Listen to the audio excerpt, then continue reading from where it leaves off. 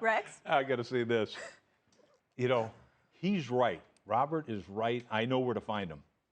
You going to go find him? I'm glad he doesn't know where to find me because that dude is jacked up, Randy. You better leave that man alone, Rex. I know that. I got to say this. In all seriousness, though, we ended up talking later in the week, and I got to tell you something. I was blown away by the guy.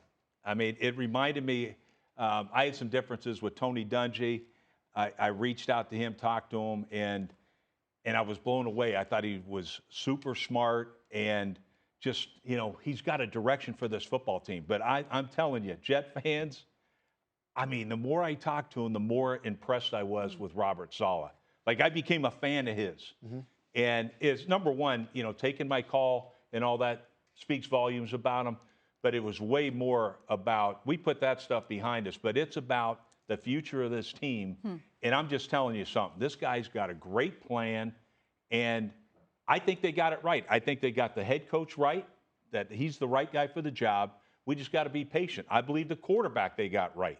And that's what you got to have. You got to have a head coach. You got to have a quarterback. Yeah, there's some bumpy roads right now. There's no question it's going like this. But I truly believe that it's going to be, you know, it's going to be smooth sailing. At some point, it's just win. Now, look, he's obviously really frustrated. He doesn't ever, you know, you don't want your name attached to, you know, how this defense has been playing. And obviously, you know, that bothers Robert big time, okay?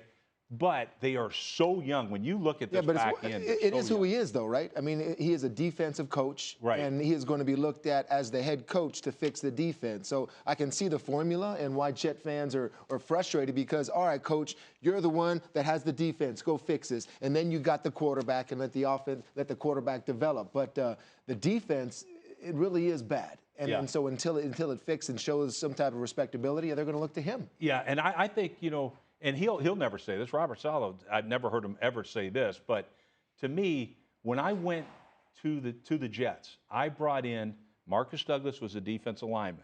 Okay, better than a journeyman. That's where he was.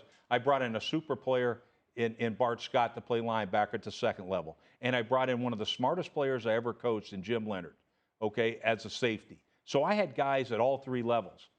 That's what Robert's missing.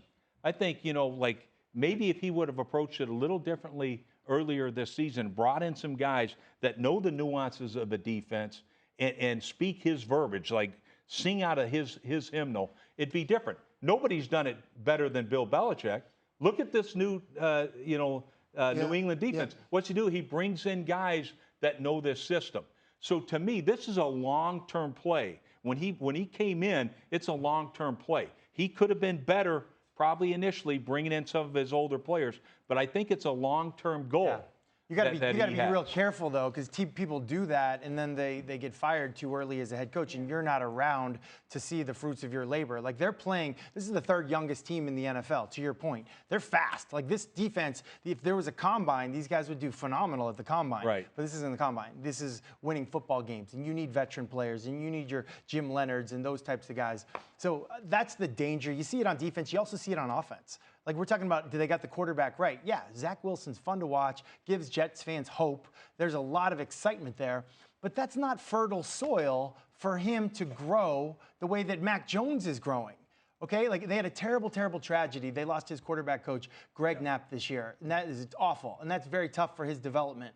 But also the roster that they put together. It was him and White. Like, that's the quarterback room. Joe Flacco wasn't there. There's no veteran quarterback. Like, there's value in that. Now they're hiring his, John Beck, the guy that helps him get ready for the combine, like his friend. Like, they're trying to make up for lost time. They hired Matt Cavanaugh, Rex, who you know, to bring him in. But, again, fertile soil for a young quarterback is super important. And you look at the best ones. You look at Patrick Mahomes had Alex Smith that first year. Tom Brady had Drew Bledsoe. Aaron Rodgers had Brett Favre. Like, that's what you're typically looking for. But if you take too much of a long-term view of it, you could ruin young players. And to just nitpick about who starts now and who should start and what are they doing and making Joe Flacco start, it doesn't matter.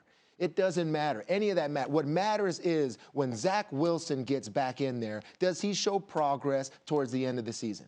That's all Jet fans should be looking for. Get a little bit better on defense, maybe hold them to 20. Maybe that would help at least. But Zach Wilson, this is the guy taking care of him. But understand, like, even just putting all this on him, you got a first-time head coach, you got a first-time coordinator, first-time quarterback, like a lot of first-timers here. Like, where are the people with all the gray hair? You know, I guess that's my question.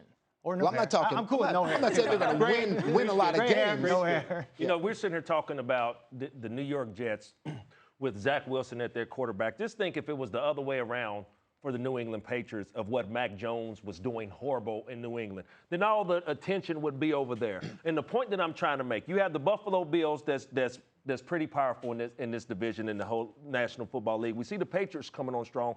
What we haven't seen from the New York Jets is consistency, and that's what their fan base is missing. Back when they had you as their head coach, the Jets fans saw consistency, winning games. You're talking about the players you brought in. So what I look to see in the near future, Coach Saleh's going to have to get ready quick to be able to compete in this division, because you see the Patriots, you see the Bills, they're not looking behind them. Nobody they're has forward. more draft capital than the New York Jets does. They better use it. But I'm going to say this.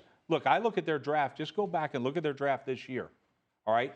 The running back Carter, that's a hit. Yeah, all right? He's good. Elijah Moore, yeah, he's dude, good. that's a major hit. Yeah. And you know what? The biggest hit you're going to have is the guy that maybe looks like a chunk of coal right now in your quarterback, Zach Wilson. That dude's going to be a diamond. I said he's the most talented quarterback they've had since Joe Namath, and I'll stand by it.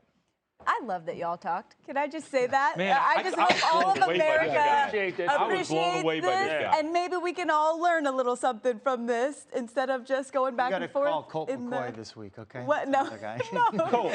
My man. My man. Mayfield, Daniel a show Jones, about you that. got to call. I love you, Baker. That list is so long. I don't know. I'm glad you did it, Rex, because I think that was the only way we were going to talk about the New York Jets in our show all season, and I appreciate you finding a way. We just got to give them time. I don't know that New Yorkers are known for their patience, but let's